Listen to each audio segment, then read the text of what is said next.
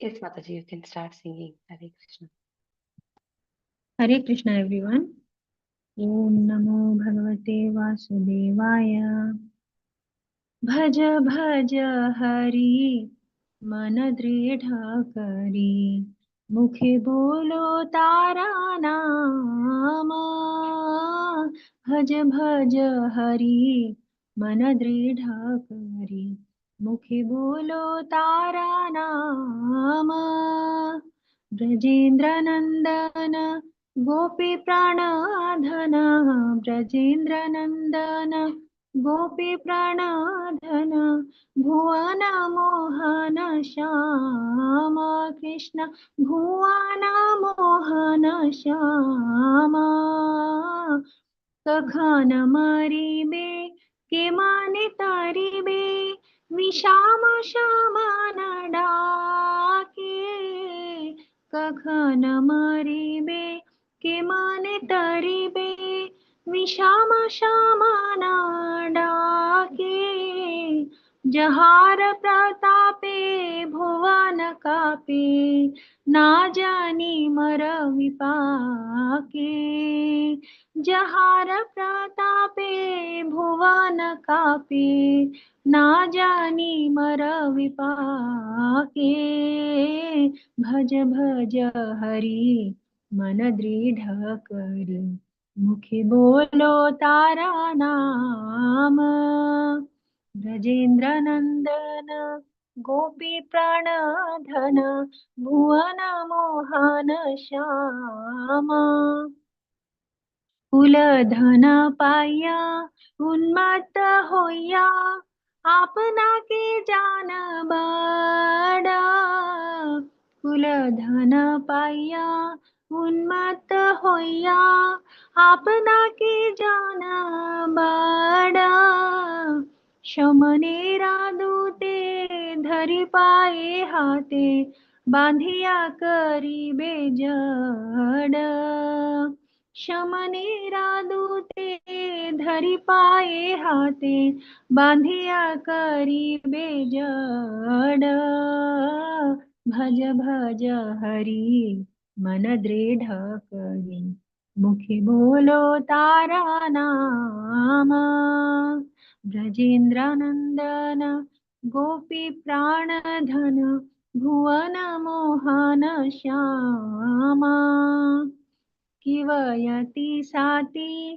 किव नीच जाती जे हरि नाही भाजे किवयति सती किव नीच जाती जे हरि नाही भाजे तबे जनमिया भ्रमिया भ्रमिया रौरव नर के माजे तबे जनमिया भ्रमिया भ्रमिया रौरव नर के माजे भज भज हरि मन दृढ़ करी मुखे बोलो तारा नाम ब्रजेंद्र नंदन गोपी प्राणधन भुवन मोहन श्यामा कृष्ण भुवन मोहन श्यामा ए दास लोचना भावे अनुक्षण मिचाई जन्म गेला ए दास लोचना भावे अनुक्षण मिचाई जन्म गेला हरि न भाजिनु विषय माजिनु हरि न भाजिनु विषय माजिनु हृदय रहेला शेला हृदय रहेला शेला भज भज हरि मन दृढ़ करी मुखे बोलो तारा नाम ब्रजेंद्र नंदन गोपी प्राणधन भुवन मोहन श्यामा जय Krishna Balram Krishna Balaram Jaya Krishna Balaram Jaya Krishna Balaram Jaya Krishna Balaram Krishna Balaram Jaya Krishna Balaram Jaya Radha Shyam Sundar Radha Shyam Sundar Shri Radhe Gaura He Gaura He Gaura He Gaura He Hari नाम संकीर्तन की जय शिला प्रभुपाद की जय हरे कृष्ण माता जी Hare Krishna Mataji, you sing so beautifully. Thank you माता जी Very beautiful Kirtan Mataji. Thank you. So we are doing this prayers for Vedas personified.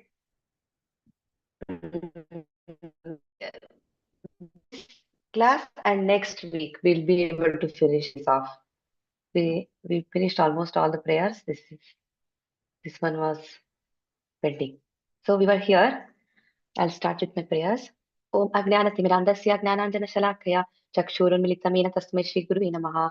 Shri Chaitanya Manobhishtam Sthapitamena Bhutale Swayam Rupa Kadamayam Dadati Swapadantikam. He Krishna Karuna Sindhu Dina Bandhu Jagatpate Gopisha Gopika Kanta Radha Kanta Namostute. Tapta Kanchana Gaurangi Radhe Vrindavaneshwari Vrishabhanuste Devi Pranamami Hari Priye. Jai Shri Krishna Chaitanya Prabhu Nityananda Shri Advaita Gadadara Shivasadi Gaura Bhakta Vrinda. Hare Krishna Krishna Krishna Hare Hare Hare Rama Rama Rama Hare Hare. So there is nice purport for all this, very nicely explained. Ultimately, the point is that whatever the Mayavadis say, impersonalists say, those points do not hold. You can't really go by that because the Vedas are saying something and they are misinterpreting. That point is very clear if you go on reading and understand how it should be understood. So here, so ultimately it boils down to this material world is not asat, it is not false or anything. It is real. It's just that it is temporary. And the only way to understand the Lord is through devotional service. We have to make some kind of approach, some kind of connection with the Lord for Him to reciprocate, and that's when the truth will be revealed. And those who have actually reached that stage, who have understood, oh, the absolute person is like this, is the Lord, and this is my relationship with Him. You understand Sambandha Abhidya Prajna. It's in the next few verses, it is very clear. What it says is such a person actually loses all material attachment, all kind of material attachment, false ego, everything. And these sages, and they become sages actually. They travel from one place to another and they want to benefit the whole world because they themselves are perfect now. They're so elevated. So they travel a lot and what are their qualifications and how do they appear, how do they behave, all that is discussed. So the Vedas are saying your pure devotees only can understand you. No matter how much people study our Vedic literature, everything, how much experimentation, how much ever they sit and speculate, if they have not actually approached the Lord, if they're not serving Hari, then there is no liberation also. Forget, they will not understand anything. There is no liberation. They will have to take birth again and again and again. So the only way out is through devotional service. So that is very clear in the next 5, 6 verses. And after that, little more will be left. We'll cover that in the next class. So this is where we are saying, just as things made of gold are indeed not to be rejected, since their substance is actually gold. Just like that, this whatever the Lord has created is equally divine. So this world is undoubtedly non-different from the Lord who created it, and then entered within it as much available. All pervading is very much there. And then it says he would claim that here, they're talking about Mayavadi philosophers. He would claim that his Jiva's embodiment is an ephemeral history of three modes of nature. When the Jiva's ignorance is destroyed by knowledge, he becomes Paramatma. When the knowledge is gone, we become equal to God. That's what they say. Who say this? Mayavadi philosopher says that. Okay, you are some supreme God. I become God, you are God, we are all God actually. We are all equal. Then the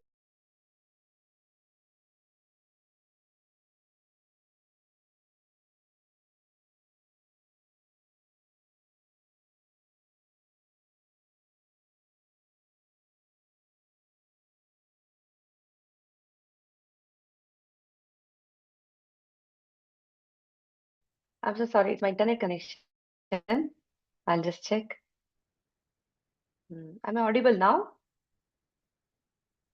Hare Yes, Krishna. Mataji. Okay, yes. Sorry, Mataji. Yeah, You're audible, man. I think you got a bad connection today. Yes, Prabhuji. So let's see the summary of this verse and we'll go to the next one. So the supreme, and then they say the mind is the origin of everything. The mind created this, mind created that. So person who is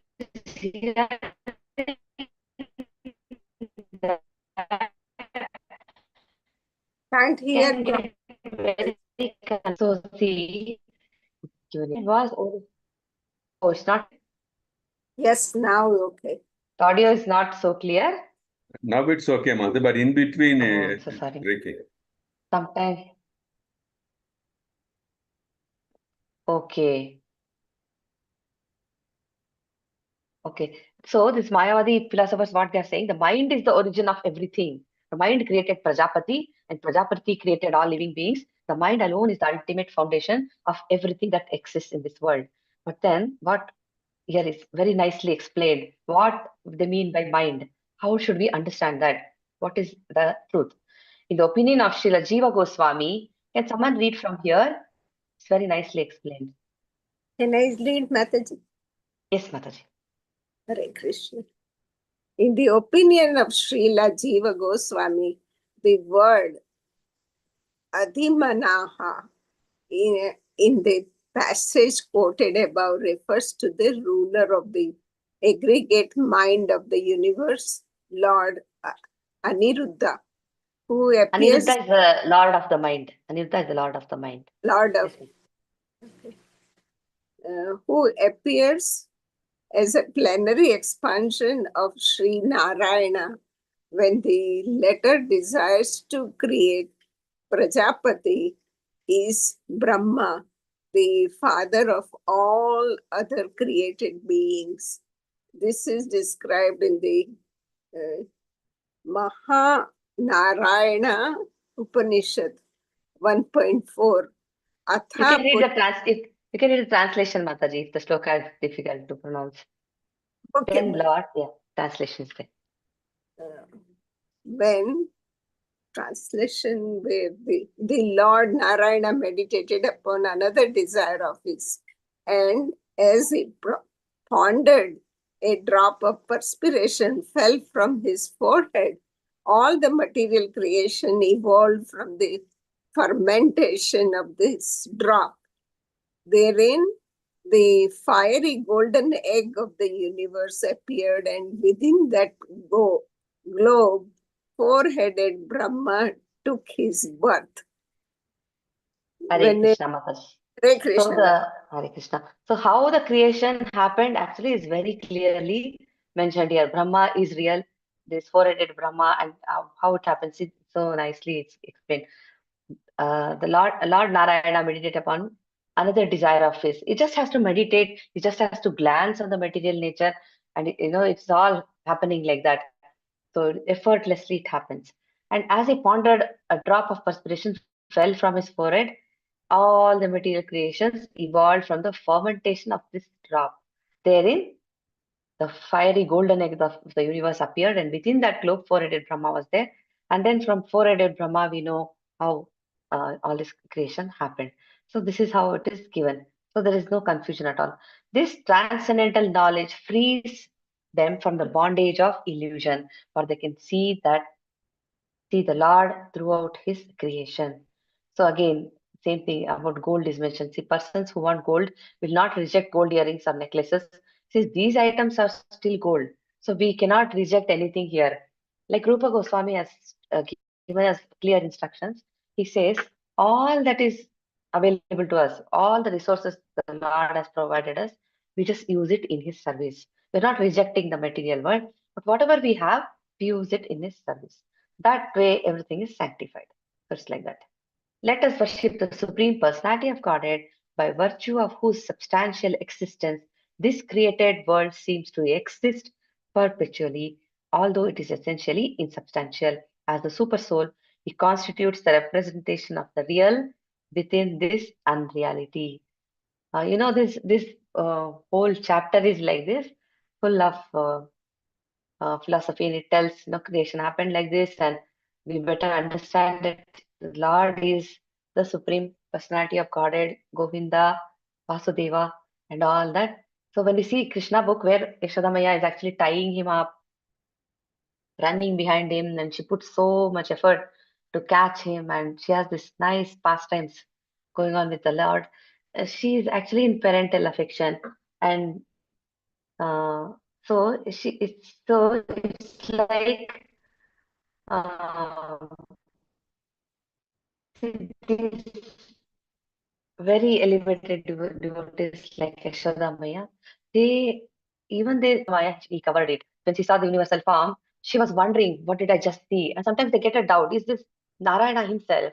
Is this child really God? They get this little doubt once in a while, but then they are more interested in the love that they have for him. So the pure love. So that's how it is. And this morning also there was this Krishna class, and they were discussing how come Yashodamaya bound him. We know she bound him because of love. And there were his friends, and there was Balaram, and there's so many others who could not actually untie Krishna. It seems they were not qualified to untie. What is the reason? That was the question that was asked, and we were pondering over it. Why only Yashodamaya could tie him, first thing, and why others were not able to untie him? So the answer was given by Prabhuji. It was given very nicely. He says, see, there are different rasas, right? Sakya, Dasya, then there is, it goes on to Vatsalya rasa and all. So Yashodamaya is actually in Vatsalya rasa. And others, his friends and whoever is serving him, others are all like, little below. The rasas are like ours, Vatsalya rasa are more advanced. So one who is in Vatsalya rasa has tied the knot. So one who is in Sakya rasa cannot untie it because they are not yet there. They don't have that much qualification. Like that, every little thing these acharyas are dissecting and explaining. It is so beautiful to understand. So the devotee who worship you as the shelter of all beings disregard death and place their feet on his head. But with the words of the Vedas, you bind the non-devotees like animals. That's how it is. They're living like an animal life. It's animal life. What do animals want? They just want food. They want some shelter. You cannot call animals gnanis or anything. Animals are animals. So eating, sleeping, mating, defending, that's all they understand. So it's like that. The rest of them who have not taken shelter of the Lord, they're as good as animals. Though they be vastly learned scholars, they may say, I'm so much qualified because I went to college and I got 5 degrees and 6 degrees and I'm a professor and I know so many languages. Does not matter. If they don't have spiritual knowledge, they're as good as animals. It is your affectionate devotees who can purify themselves and others, not those who are inimical to you. Only those who are actually in Krishna consciousness, they do activities favorable. Only they are actually purified and they can purify others also. But those who are not approaching the Lord are not even in Krishna consciousness, they don't have any chance to understand the Lord at all. They just live like animals. They will see, Prabhupada has set very clear standard. No meat eating, no intoxication, all this, no gambling, no illicit sex. It's so clear. So, but these, if you see, they're obviously breaking all this, right? Those who are not in Krishna consciousness, they are not following these rules. So they're breaking it. And so obviously, their minds, you cannot, if nobody's following these rules, they cannot control the mind. They cannot purify their heart. It's not possible. So how will they even progress in spiritual life? So it's very, very difficult for them who are like in animal situation, animal state. So the personified Vedas have now set aside the erroneous philosophies of several contending schools who presume a material source of creation. Creation took place because of some chemical reaction. All that is not said by the Vedas. Vedas are giving some other picture. It's very clear how it's just said Narayana only was responsible. It is not saying some chemical reaction happened, matter combined together, and everything came into existence. Without soul, the body dies. So that's how it is. The whole material world is functioning because of the spirit soul. Spirit soul. That's because of the Lord has entered into this, pervaded into this whole creation. That is why everything is actually functioning. Otherwise, it's all dead matter. Then they're talking about other philosophies, says the Vipanavada of the Mimamsakas, who condemn the soul to eternal involvement in the mundane commerce of karma, and Vivartavada of Mayavadis, who denigrate the soul's real life in this world as hallucination. Present the philosophy of devotional service, Paricharya Vada. So Vedas are also telling very clearly, if we want to progress in spiritual life, the only way for a jiva is to understand his relationship with the Lord and perform devotional service, loving devotional service. This morning also in Bhagavatam class, Bhajatam Priti Purvakam, Prabhuji mentioned this term. He said when you are chanting, it should with love, it should sound like very lovingly we are chanting the Lord's name. It shouldn't be like Hare Krishna like that. He was saying, because many of us rush through like that. So every time he actually reminds us, it should be done with love, as if we're throwing some nice, fragrant, beautiful flowers on the Lord. It should be like Patar kyun pek rahe ho, like that he was saying. So it shows, no, we have to perform devotional service actually with love. And then the Vaishnavas, actually now the term Vaishnavas has come here. The Vaishnavas who accept this philosophy, which is philosophy of devotional service. Bhakti, many people talk about Bhakti. That person has Bhakti, this person has Bhakti, I am such a Bhakta. But actually Prabhupada says Bhakti means service, devotional service. When you love somebody, you do something for them. It's as simple as that. Mother serves the child so much, she'll serve. Day and night she'll serve out of love. There is service. When there is love, there is automatically service. So devotional service. So one who accepts this philosophy teaches that Jiva soul is an atomic particle of spiritual personality who possesses minute knowledge, is not independent, and has no material qualities. Our spirit soul is also without any material qualities. Being minute, he is prone to come under the control of the material energy, where he suffers the pains of material life because of this. They're so minute. But we can actually we can become purified. Anybody can become purified, even the dog eaters. A person may be a sinner, he would have committed the worst crime. The moment he surrenders, the moment he takes up to Krishna consciousness. See, yesterday we might have made a mistake, but today we cannot repeat the same mistake. It's like that. So a person like Haridas Thakur comes from a Muslim family. He comes, that's what he says, I'm such a fallen soul. Because Muslims eat meat every day and then they are like different. So Mohammedan, right? He was. But then he took shelter and he always considered himself a little lower because of that. He felt very humble. But actually, we know he is a great personality, he is a combination of Brahma and Prahlad Maharaj. So definitely he was a very elevated devotee, but he used to say, I was born in a such a sinful family. Dog eaters, no, imagine dog eaters. Such a worst family. They can also become purified the moment they start serving Krishna. Immediately, they can wash themselves from the contamination of their low birth. So anybody is welcome. Anybody can purify themselves. Thus, Shripad Madhvacharya, what does he say? He created this world as real, Madhvacharya is saying. And the seventh canto of Bhagavatam refers to the Supreme Lord as Pradhana Pumbhyam Naradeva Satyatkrit, the creator of a real universe of matter and living entities. So that's how the Lord is addressed as. And Srila Vishwanath Chakravarti Thakura points out yet another more confidential meaning of Akhila Sattva Niketa, that the Supreme Lord's personal abodes are in no way Khila, means this world is imperfect, but the spiritual world is not imperfect.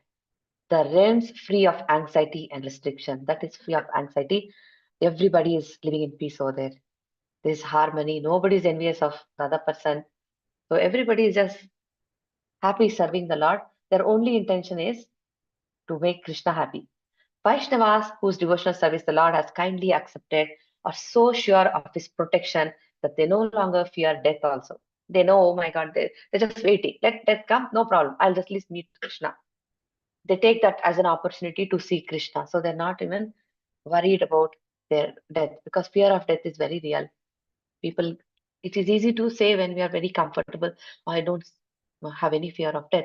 But suddenly, when a person is thrown in a very unfavorable situation, it could be like a lot of water or some earthquake or something, then we see that, they are bewildered. Dhira satyana muhyati.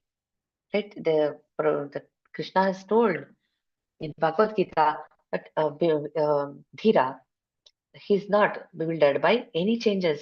Even he knows after death the soul takes another body. It just leaves this body, takes another body. So he's realized that fact, and he is not at all scared. He's not scared of any situation. But we know ordinary conditioned souls do face this fear of death. Anything happens, so what will happen? What will happen? That fear starts biting them. So real, starts eating them up. But a person who has taken the shelter of the Lord no longer fears death also, which becomes for them just another easy step on the way back to their eternal home. After death, oh, I will, after giving up this body, I have a chance to go back home. If not, at least the Lord will put me among Vaishnavas in good association. Association is very important. So among devotees, we feel so happy. And if the association is wrong, we are conditioned souls, first of all. It's so easy to fall down. And there's this so story of, I think we have discussed this. There was this Brahmana who used to perform so much austerity, and then Indra saw him. He saw him, and he was wondering every time, anytime somebody does any austerity, Indra and the Devatas, sometimes they get a little bewildered. They like, they they are like, this person is like, we know in Dhruva Maharaj's case also, the place was getting heated up. They could also feel the heat. It's like that. There were some changes in the atmosphere in Mother Earth only was reacting in certain ways. So things like this happen. So Indra thinks, oh, this Brahmana is really doing so much austerity, so becoming so pure, you know, transcending mode of goodness also. So he wanted to curb that. He wanted to check on that.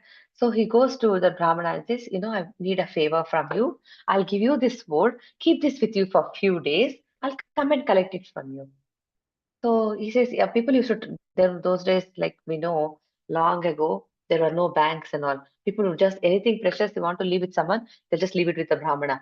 Because Brahmanas are truthful, honest, they will not, they'll not harm in any way. So they were safe.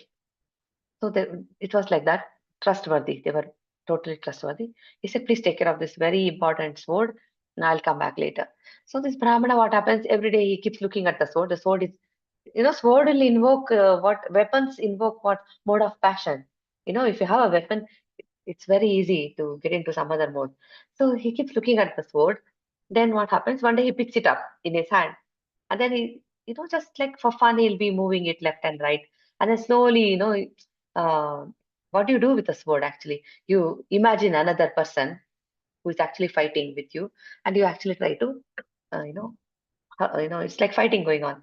So the Brahmana is slowly losing his mode of goodness, getting into passion, and very soon he'll go to ignorance also. Just the presence of the sword did that to him. So then Indra is watching that, then he comes and takes it back. So, it's so easy actually for a conditioned soul to fall into another mode.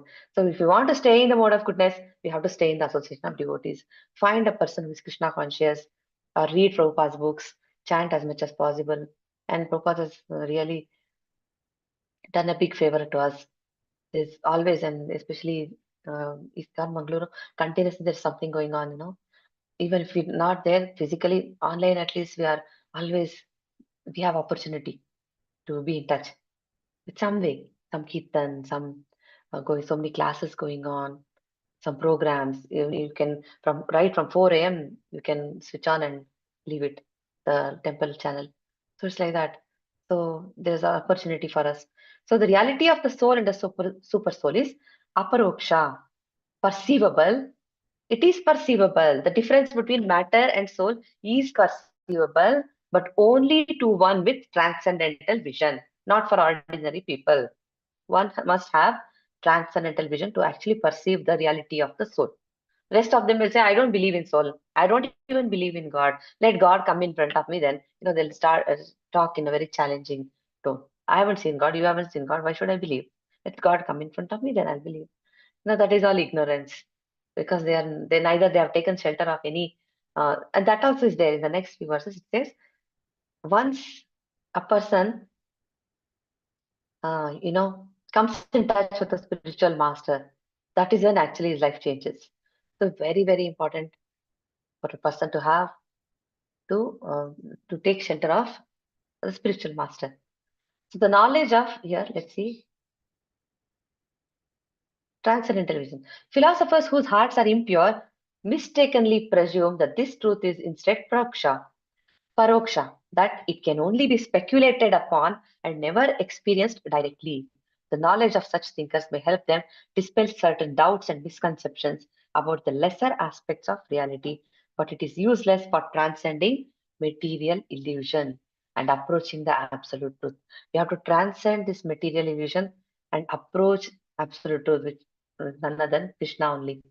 As a general rule, only the devotees who faithfully render loving service unto the Supreme Lord up to the point of complete purification receive His grace in the form of aparoksha jnana, direct realization of His greatness and wonderful compassion. See, a child who's interacting with the father every day knows a lot about the father. Then, if the father may be going to work every day, the employees know a little bit only, because they have seen only one side of his personality. They don't know everything. Family knows more. It is like that. The intimate devotees of the Lord definitely know about him more than somebody who's not really his friend, or who doesn't even approach him or worship him. The personality of Godhead is of course free to award his mercy even to the undeserving. Even if we don't deserve to know about him, he can reveal himself. That is up to him, because he's completely independent, as he does when he personally kills offensive demons. But he is much less inclined. See, he can give his mercy to those who are demons also, who want to fight with him. They also get liberated. Like Kamsa was also thinking about Krishna 24 hours. What if Krishna is alive? What if the eighth baby is alive? What if I get killed? And what if he's behind my life? You're always thinking, when will that boy come? He's trying to kill all the babies that were born. Right? He was trying very hard to make his situation very strong. So, but that way, he was also thinking about Krishna all the time. Krishna awarded him also liberation. Out of the 5 liberations, he'll get one of it. Saijamukti or something he got. But he will not be inclined to bless Mayavadis and atheists. He will not. Because neither they are interested in him. He'll just let them be. You can take birth again, go through your miserable life, live like animals. It's okay. But get depressed, get suicide, again take birth. And people who commit suicide out of the whatever issues they have, and so many mental disorders, whatever. Um, there could be so many reasons, but again, even get another body so easily, because but a person wants to really experience joyful life, he has to take shelter of the devotees, take shelter of Krishna. One should not think, however, that the devotees of Vishnu are ignorant because they may not be expert in philosophic analysis and argument. Just because gopis are always playing with him, we know they are all elevated devotees, because they are not actually sitting and studying anything. They are not. We don't see them chanting all the time. We don't see them reading Vedic literature or sitting and reading books and all. We do not. Doesn't mean we should not think, oh, they are not, they don't know philosophy. We cannot think like that. The soul's perfect realization is to be gained not through his own efforts at mental speculation, but by receiving the Lord's favor. That's more important. They have Krishna right in front of him. They don't need anything else. All the knowledge is already dawned on them. So they are already there. So they're very realized. They're all realized souls. This supreme self cannot be reached by argumentation or by applying one's independent brain power or by studying many scriptures. Rather, he alone can achieve the self whom the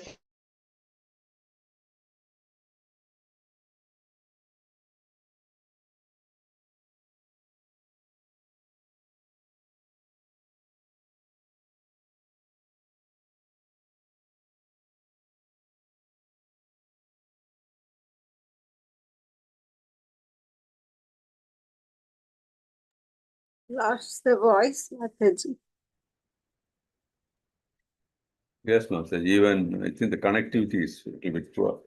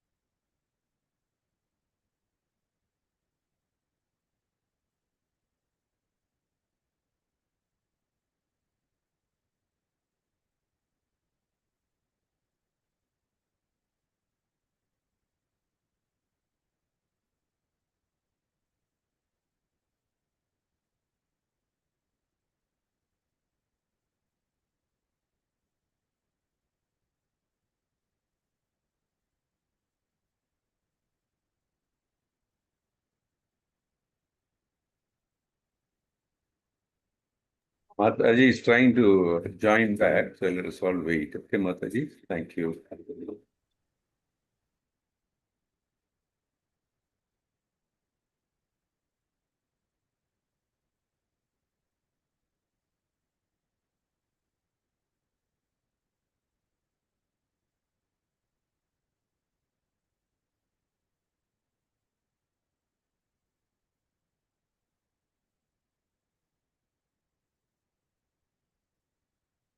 Hare Krishna, sorry about that. So, anyway, we Hare are Krishna, Mataji. Hare Krishna. It's 7:40. Another 10 minutes we'll do and then we can stop. So am I the host? Let me check.